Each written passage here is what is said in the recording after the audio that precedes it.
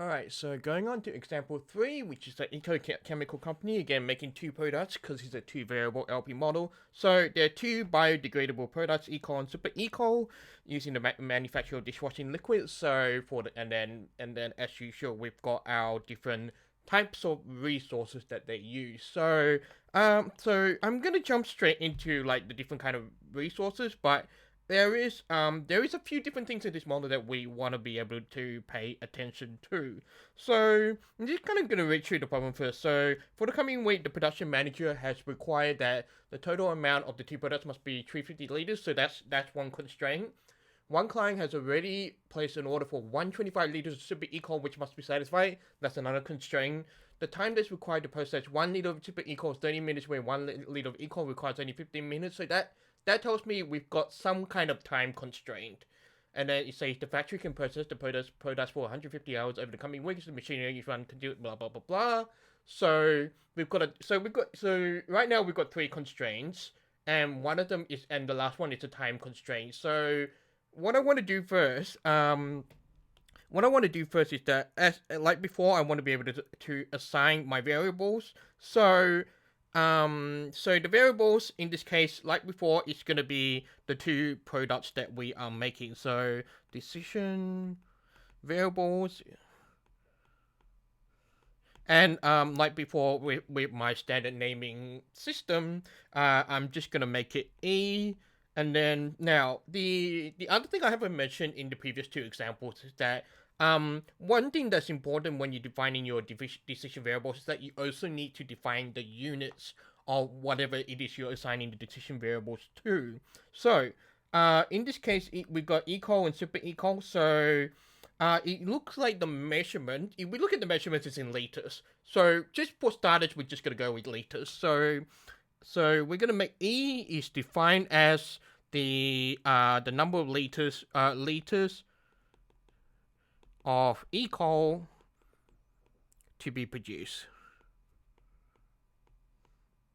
And then similarly, you got S, which is for super equal. It's gonna be the liters of super equal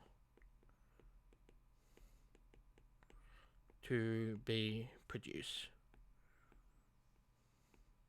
All right, so we've got that. We're currently measuring in liters, so we should be able to kind of be able to structure everything else upon it. So, the reason it's important to define the units first is because sometimes what will happen is that some models will give you formulations in different types of units. So, like a worst example of this problem would be like, say, if I had some constraint that's in milliliters, or they are made up of ingredients that are in milliliters. So what you will need to do is be able to convert all the units and make sure that all the units are the same. So luckily in this example, they're all in liters, so we shouldn't have too much of an issue. So okay, so the next thing is the objective function. So objective function. And you can see why we have to define the liters of the constraint, because it basically says equal sells for $6 per liter and super equal sells for $12 per liter. So the question is to model the LP to maximize sales. And because the sales is in a dollar amount per liter, it makes sense that we want to stick to the units that we define. So if we were in milliliters or we were in megaliters, we would need to change the numbers. So in this case, we want to maximize. In this case, the amount of eco and super eco we sell, and we want to maximize profit, which is in terms of money. So eco sells for $6 per liter, so that's going to be 6A plus, and then super eco is $12 per liter, so that's going to be 12S. So we want to maximize 6E plus 12S. And lastly, we've got our constraints. And like I said before, and as I implied before, there are three different constraints. So we'll start by highlighting each and every one of them. So for the coming week, the production manager is required that total amount of the two products must be 350 liters. This should translate into E plus S. It must be at least 350 liters. So this is where this is a little bit different. It's at least. So at the bare minimum, we want to produce 350 liters. So in this case, it's going to be greater than or equals to 350. So, and this is another way you can label your constraints. You can write on brackets on the right, so you could say production constraint.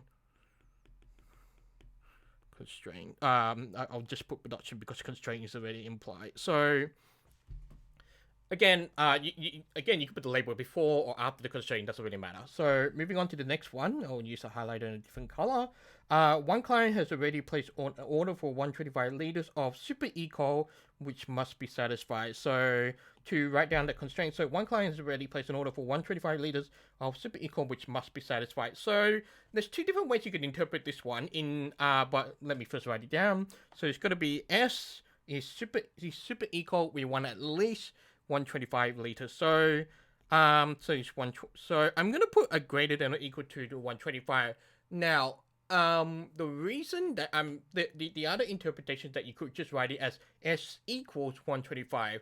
The reason that interpretation is not correct is because this is just one client. There could be many more clients that we are producing SUPERECOL for. So basically, at the bare minimum, we want to at least satisfy the client because the client's already placed the order, so it takes precedence. But in the case that we produce more than, in the case we have other clients or we have the capacity to produce more than 125 liters of SUPERECOL, we want to be able to account for that possibility. So, so I would just say this is like the client order,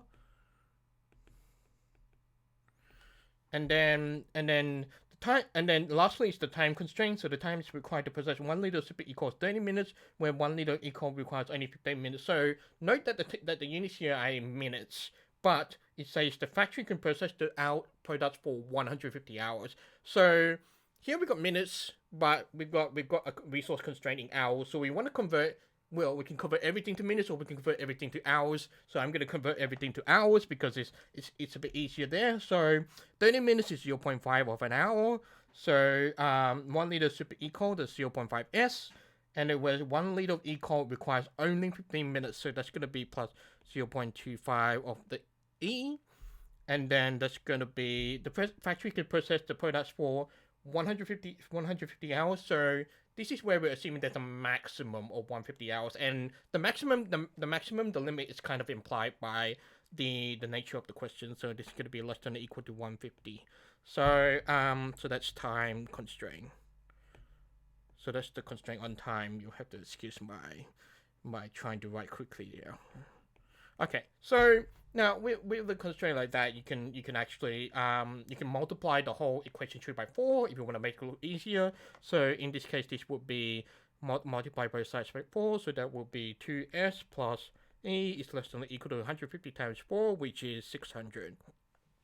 Again, doesn't really matter. You kind of just write it down as it is, and depending on the preferences of whoever you're learning under. So that's and I guess one of the other reasons you might want to actually like just make the equation, the constraint, easier to read is because when you're graphing it, you probably want to have easier values to work with. So once again here we want to model the so we modeled the LP, and now we want to sketch the feasible region. So so while this is probably a very slow, well, this may seem like a slow process to you, so understandably, so I'm going to go through the same process before. I'm just going to speak my mind while I'm doing this kind of thing, and then you should hopefully be able to follow. So like before, I'm just going to figure out the x and y intercepts of both of them, and then I'm just going to sketch the graphs as I see fit. So x and y intercepts, so this is going to be 0, 350, and then this is going to be 350 and 0.